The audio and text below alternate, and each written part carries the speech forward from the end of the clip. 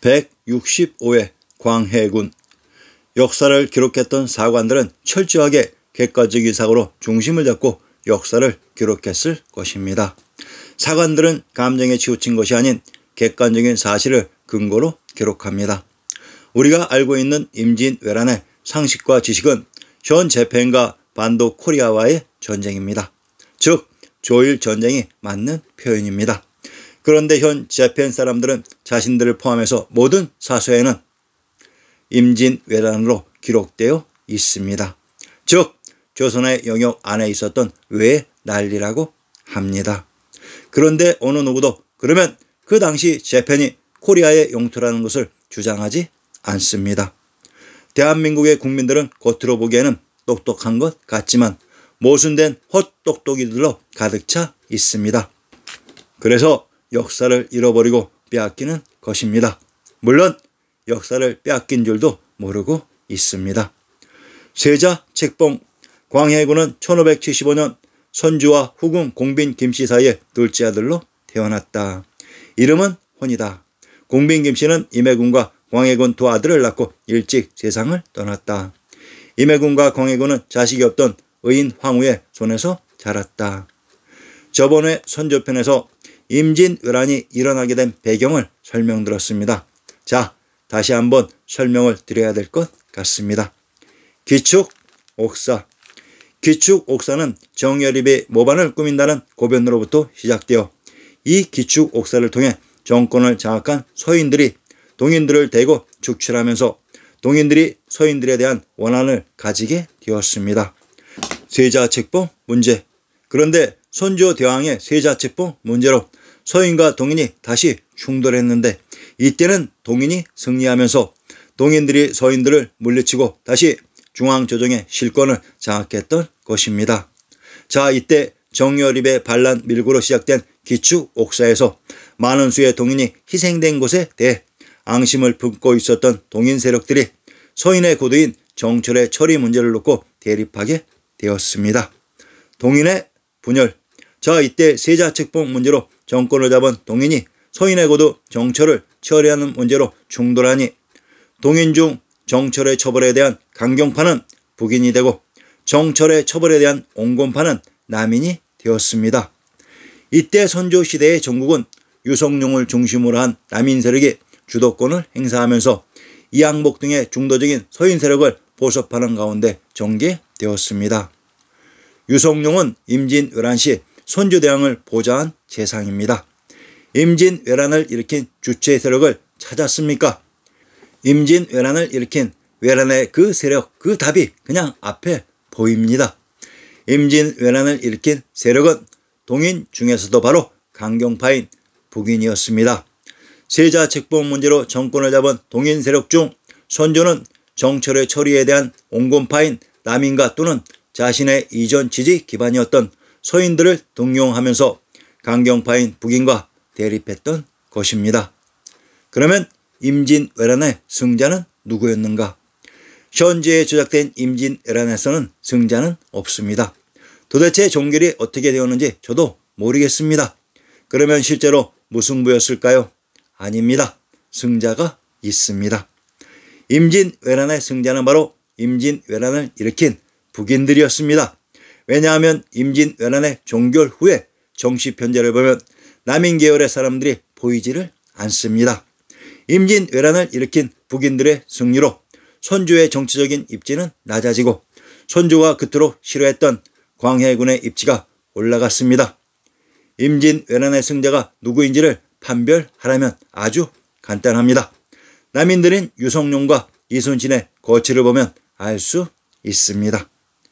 대북파와 소북파. 자, 임진왜란의 승자는 관중에 있었던 강경파 북인으로 이들이 왜란 이후 국정 전반에 대한 패권을 잡았지만 하나의 문제 때문에 갈라지는 일이 발생했습니다. 바로 영창대군과 광해군의 황제 등극을 놓고 북인들이 갈라지는 일이 발생했습니다. 임진왜란 이후의 중앙조정은 전쟁에서 승리한 북인들의 세상이며 선조를 보필했던 남인과 서인들은 모두 축출되었습니다.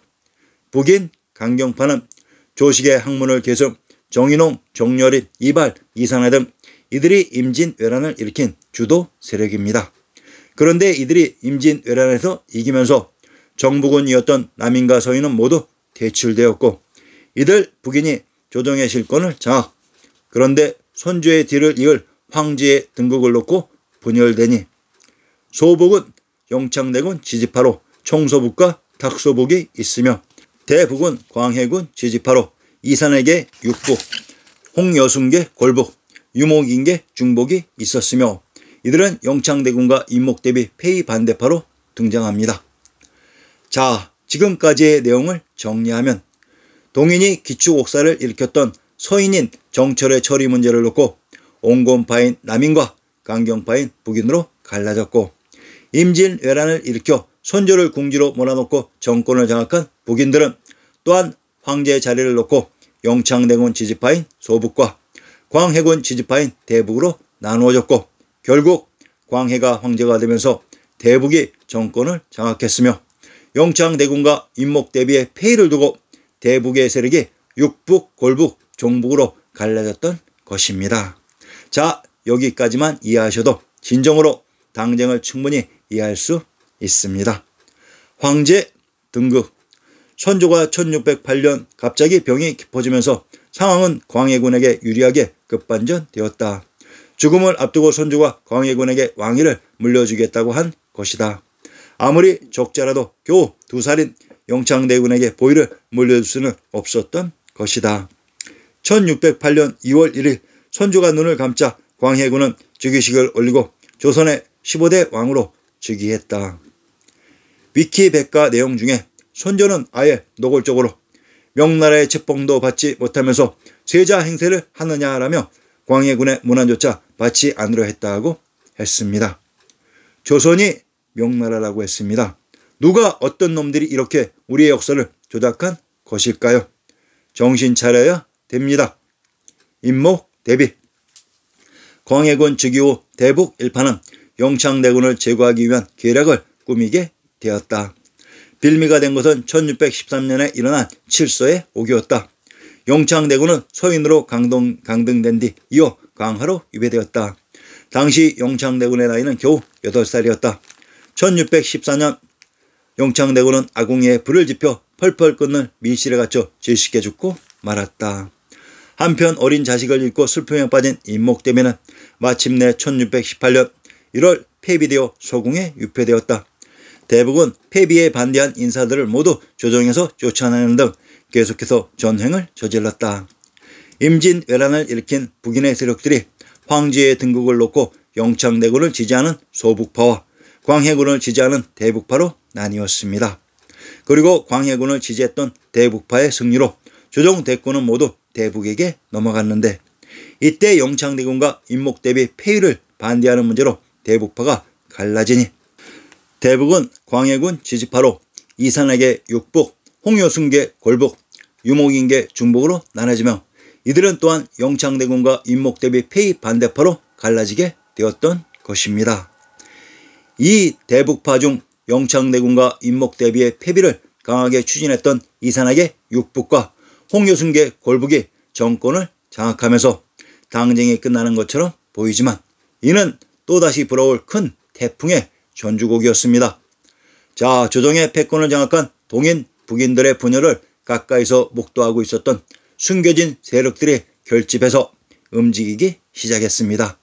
그들이 누구인고 하니 세자 책봉 문제로 조정에서 퇴출된 서인들이 드디어 움직이기 시작했습니다.